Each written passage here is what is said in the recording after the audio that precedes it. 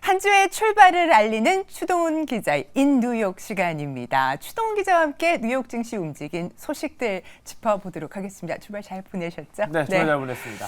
네, 삼고 현상이 물가, 금리 그리고 강달러로 경제 여건이 좀 만만치 않은 것 같습니다. 첫 번째 소식 어떤 부분 준비해 오셨나요? 네, 맞습니다. 이번 주 상황 계속 좋지 않은 가운데 애플이 신작을 내놓을 예정입니다. 바로 아이폰 15라고 불리는 최신작인데요. 문제는 지난주에 애플을 둘러싸고 안 좋은 뉴스가 있었습니다. 금방 신중호 앵커님 또 말씀해 주셨지만 중국발 애플 악재가 지금 터져나가는 가운데 과연 이 아이폰 15의 흥행 성공할 수 있을 것인가에 대한 이야기가 나오고 있습니다. 그러니까요. 예기치도 못했던 어떻게 보면 몇 년 전에 한번 이야기가 나오긴 했었는데 다시 한번 중국 정부에서 사용 제한 지침이 내려왔다라는 부분 말씀하시는 거죠? 네, 지난주에 있었던 뉴스고요. 가장 크게 영향을 받은 주가 바로 애플이다고 보시면 될 것 같습니다.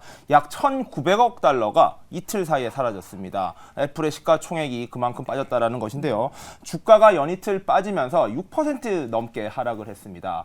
마지막 날이었던 금요일에는 0.35% 반등에 성공했었는데요. 이틀간 3%대 하락이 연이틀 이어지면서 애플에게 큰 타격을 입혔다라고 보시면 될 것 같습니다.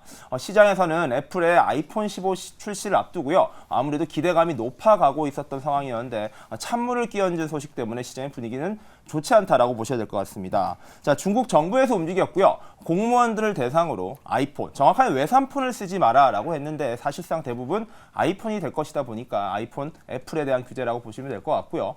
이러한 것들이 첫날 나왔을 때 2% 넘게 주가가 빠졌는데 두 번째 날에도 어떤 영향을 받았냐면은 공무원뿐만 아니라 공공기관이나 나머지 정부와 관련된 많은 사람들에게 추가적으로 금지하는 확대령이 떨어졌기 때문입니다. 시장에서는 이렇게 중국이 움직이는 이유를요, 뭘로 보고 있냐면은 아무래도 미국이 지금 화웨이에 대한 규제를 강화하는 것에 대한 반작용이라고 보고 있습니다. 자, 화웨이 폰이 출시가 됐는데요.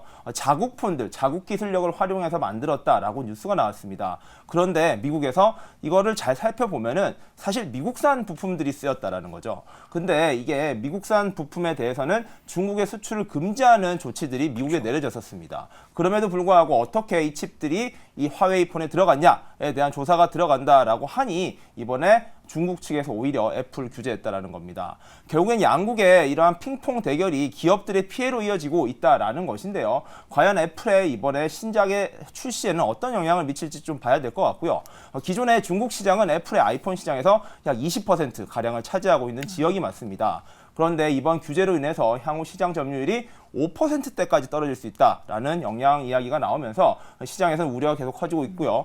실제로 여러 기관에서 조사를 해보니까 올해 애플의 판매량도 전체적으로 한 5%가량 감소할 것이다라는 조사가 나왔습니다. 물론 아이폰 15는 신작이다 보니까 판매량이 늘어날 것으로 보이는데 이러한 대대적인 규제가 강화될수록 애플의 입장은 계속해서 난처해질 것이다라는 측면에서 이번 주에 가장 중요하게 지켜봐야 될 뉴스일 것 같습니다.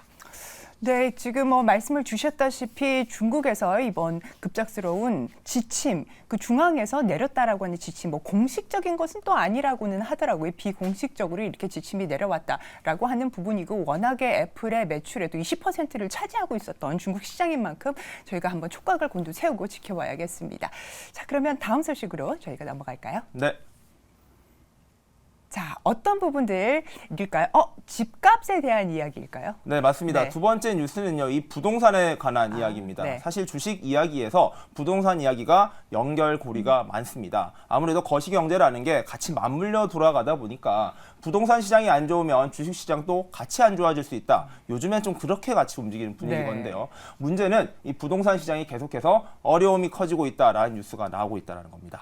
아무래도 금리가 상승해서겠죠? 네, 맞습니다. 지금 모기지 금리가 계속해서 영향을 받고 있는데요. 어제 나온 뉴스는 아니고 지지난주쯤에 나온 뉴스인데 모기지 30년 금리가 7.23%를 기록하면서 22년 만에 최고치를 기록했다라는 뉴스가 나왔습니다. 지금 국내 같은 경우에도 모기지 금리가 높아서 문제가 많은데 미국은 7%대, 한국 못지않게 높은 네. 상황인 거죠.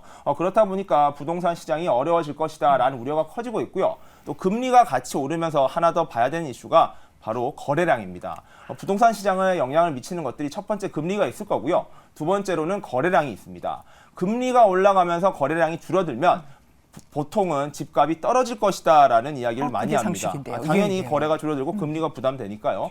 그래서 실제로 조사를 해보니까 거래량 역시 많이 줄어들었다라는 조사가 나왔습니다. 미국 부동산 중개인 협회에 따르면 7월 달에 기존 주택 매매 건수는요. 전월 대비 2.2% 감소한 407만 건으로 기록이 됐습니다. 즉 금리는 높아지고요. 거래량은 줄어드니까 집값이 떨어질 것이다 라고 예상을 했는데 이게 반전의 결과가 나왔습니다. 집값이 오른다는 겁니다. 어떻게 그런 결과가 나올까요? 그러니까요. 이게 사실은 상식적으로는 맞지 않은 것인데 집값이 왜 올랐는지 살펴보니까 수요가 줄어들었습니다. 당연히 집값의 금리 부담이 높아지니까 수요가 줄어들었는데 문제는 공급량이 수요가 줄어든 것보다 더 많이 줄었다는 것이죠. 그러니까 수요가 줄어든 것보다 공급량이 더 줄어버리니까 집값이 올라가는 효과를 냈다라고 보시면 될 것 같은데요. 거기에도 이유가 있습니다. 자, 왜냐면요. 집값 같은 경우에 현재 계속해서 금리 부담이 되다 보니까 갈아타기를 해야 되는 사람들이 집을 못 갈아타고 있다는 겁니다.